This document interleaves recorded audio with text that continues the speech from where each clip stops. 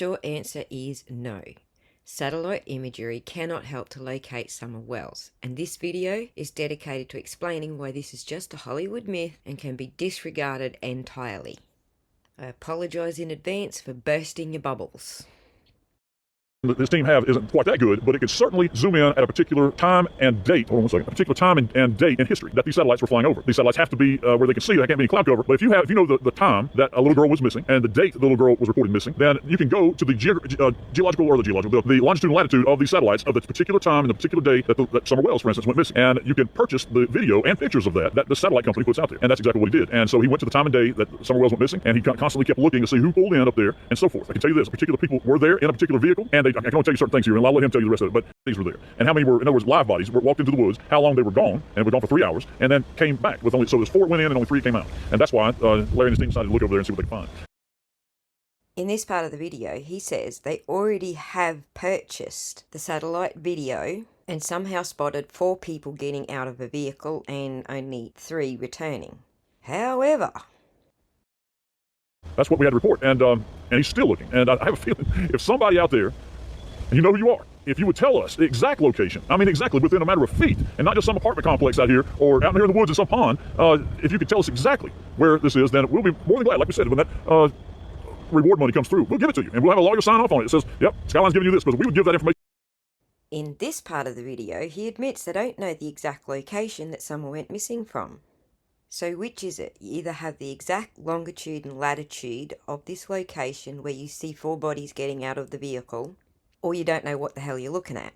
I'm going to hazard a guess that the latter is more likely the case, because tasking and interpreting satellite imagery is a highly specialised skill. Not everyone can do it. Not even the most talented analysts can be totally sure of what they're seeing. In some Hollywood films, satellites provide images from space, moving images. The hero immediately targets a satellite to search for evildoers. While this type of real-time imagery looks very cool, it's not really how satellites work. Orbiting satellites pass over a particular point only every couple of weeks, and they cannot be immediately moved to collect moving images of specific locations. There is a way to get imagery like that, but it's from unmanned airplanes which communicate with the satellites. Drone aircraft can provide real-time imagery and even be equipped with weapons to attack targets. But in reality, satellite imagery is used for before and after images. The information I just provided you comes from the National Air and Space Museum at the Smithsonian Institute in Washington, D.C. And something tells me they actually know what they're talking about. So let's have a look at an example. On the 27th of November, just a few days ago, Hawaii's largest volcano, Mauna Loa, erupted. It's still erupting now. At the time that it erupted was at 11:30 p.m. So if there were any satellites within the vicinity, it would have only just seen orange glow because it was nighttime. But what we do have is the next morning. Bear in mind, the eruption began at 11:30 p.m. and it's continued over a period of a week now. But again, satellites are only capable of giving us visual imagery during daylight hours. So let's have a look at what the satellite sent us. This is 6 seconds of the volcano eruption the morning after.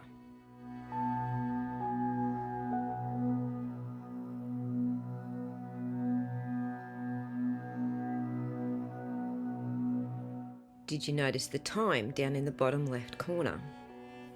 It tells us that this series of photographs was taken over a period of 1 hour, 34 minutes and 30 seconds, not 6 seconds.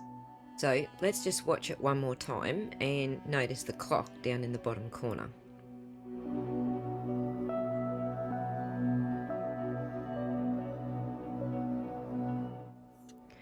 So what I have done is I have taken each image and have converted it from 1 hour, 34 minutes and 30 seconds down to 1 minute, 34 seconds and 30 milliseconds, just to show you each frame for a fraction of a second over that period of time. This time, watch the clock again, and as you can see, this is one image transmitted over a period of time. This is the net capability of today's satellites currently watching the Earth's surface. These types of satellites are called LEOs. LEO stands for Lower Earth Orbit. We'll look at what that means next, but essentially only satellites in the LEO distance from the Earth are capable of photographing detailed imagery such as that we're looking at here. The newest satellites, which have been launched by Elon Musk over the last 12 to 18 months, are communications satellites, specifically designed for internet communications. These types of satellites are not LEOs. They do not orbit the Earth at a low distance. Like any type of electronic equipment, satellites are tasked with specific jobs, and each satellite is equipped with the correct equipment for that job. So satellites in the LEO orbit, the lower Earth orbit, some are capable of close-up high-resolution images. But the communication satellites and other types of satellites, like polar orbiting satellites, are designed to cover a wider area of coverage over the whole planet, and they're generally used to understand weather patterns and scientific data. So here's a quick little video to show you the difference between the LEO satellites and other types of satellites, and how and where they sit and what they're tasked for. Satellites are placed either in low Earth orbit, medium Earth orbit, or geosynchronous Earth orbit. These three orbits are illustrated here. There is an interesting region in space called the Van Allen belt, a region full of highly energetic charged particles, which could seriously damage the electronics section of a satellite. Generally, it is preferred not to park satellites in the Van Allen belt. The decision on what orbit is to be chosen for placing the satellite depends on the application and purpose of the satellite. If the satellite is built for Earth observation, weather forecasting, geographic area surveying, satellite phone calls, etc., then orbits closer to the Earth are chosen. LEO is the closest to the Earth at an altitude of between 160 and 2,000 kilometers, and its orbital period is approximately 1.5 hours. But these types of satellite cover less area of the Earth, so many satellites are required to obtain global coverage. That's why, in the case of broadcasting, a high orbit such as GEO is chosen. Satellites in geosynchronous orbit are at a height of 35,786 kilometers and rotate at the same angular speed as the Earth. It means the satellite takes exactly 23 hours, 56 minutes, and 4 seconds to complete one rotation. Within the geosynchronous orbit, there is a special category of orbit called geostationary orbit, which is concentric to the equator of the Earth. These satellites remain stationary with respect to the Earth. Due to this, geostationary satellites are the ideal choice for television broadcasting, since it means you do not have to adjust the angle of your satellite dish again and again. This is the reason why the geostationary belt is so crowded with satellites, and it is managed by an international organization called ITU. Geosynchronous orbits are occupied by a few navigation satellites also. Geosatellites can cover 1/3 of the Earth's surface, so 3 satellites are sufficient to cover the entire Earth. For navigation applications such as GPS, MEO is the wise option. Even though the LEO is closest to the Earth, satellites in this orbit revolve at a very high speed. Due to this, receivers on Earth fail to carry out the navigation calculations accurately. Moreover, LEO needs a lot more satellites to cover the entire Earth. Thus, GPS satellites use MEO. In a typical GPS system, 24 satellites can cover the entire Earth, and the orbital period is 12 hours. The graveyard orbit is a few hundred kilometers above the geostationary orbit. For this operation, the thrusters consume the same amount of fuel as a satellite needs for about 3 months of station keeping. Clearly, old mate who says he has information about Summer Wells is referring to satellites in the lower Earth orbit. And he can't possibly be referring to video footage because satellites don't transmit video footage. He could only be referring to keyhole satellites. There are several types of spy satellites: communication sats, signals intelligence, nuclear test and launch detection, and imaging.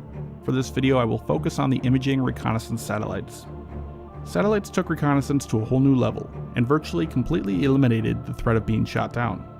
The first satellites were extremely primitive, as one might imagine.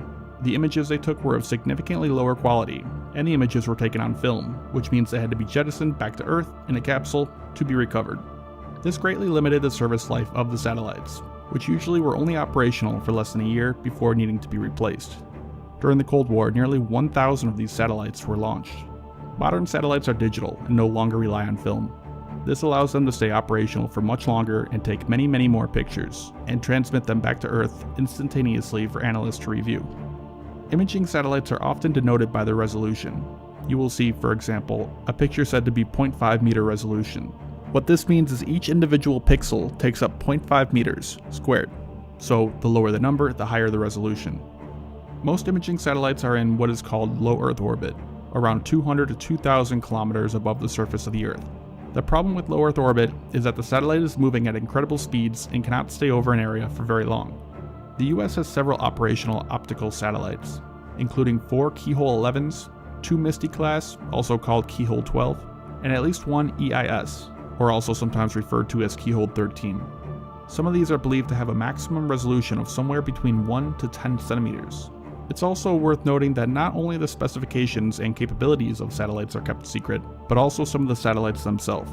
There have been several classified launches over the years of spy satellites, any number of which could be imaging satellites. For example, the US National Reconnaissance Agency has had over a dozen classified launches in which the purpose of the satellite is not disclosed. The most recent of which being the so-called Zuma launch by SpaceX in January 2018, which reportedly failed to reach orbit. So there may be many, and likely are, more reconnaissance satellites than we know about. It's also worth noting that both nations will often work closely with commercial satellite imagery providers, such as Digital Globe. For comparison, the satellite imagery you'd see on Google Earth is between 25 to 50 centimeters. The resolution is actually limited by several governments. For example, until recently, the US government limited commercial satellite resolution to 50 centimeters. It was lowered to 25 in 2014. And companies such as Digital Globe are pushing for even lower restrictions, from 25 to 10 centimeters. For a comparison of resolutions, here's an extremely zoomed in image of a street corner. The total dimensions of the image are approximately 11 meters wide by 6 meters in height. This one is at half meter resolution, a common resolution used in Google Maps. This one at 25 centimeters, the best publicly available resolution.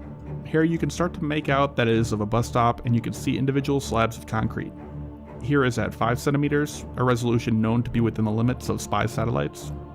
And finally, the 1 centimeter resolution believed to be used by some of the most advanced government spy satellites. In this image you can make out what people are wearing, that the man on the top has a cup in his hand, you can clearly make out the wheels and the walker the woman is sitting on, and you can even make out a can on the ground, and you might even be able to figure out what brand it is as well. You've probably heard the saying that spy satellites can read newspapers from space, or the more modern version saying that they can read cell phone screens. As you can see in this picture, 1 centimeter is clearly not enough to do that. A 1 centimeter resolution of a cell phone screen would look like this.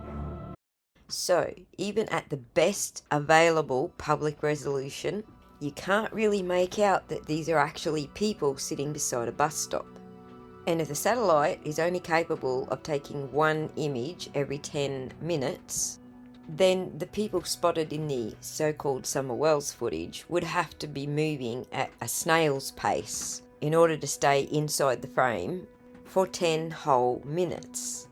And even if we assume that nobody noticed Summer was gone for, say, half an hour, we're still only talking about 3 satellite images, where these people would still have to be standing there for that whole half an hour to be in all 3 images.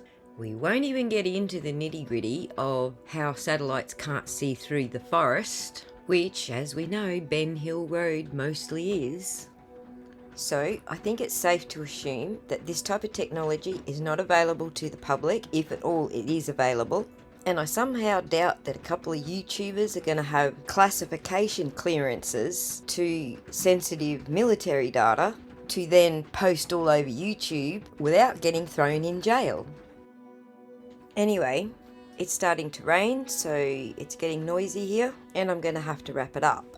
If you really want to test whether or not what I'm presenting here is fact or not, you can always type into Google satellite imagery of people to see what you come up with. The best you're going to find is early morning or late in the afternoon imagery where long shadows are being cast, and only if those people are not underneath the forest. So if you were thinking about donating to an organisation like this because you thought there was some credibility to their claims, then I would advise you to save your money and maybe throw it towards the Summer Wells Reward Fund.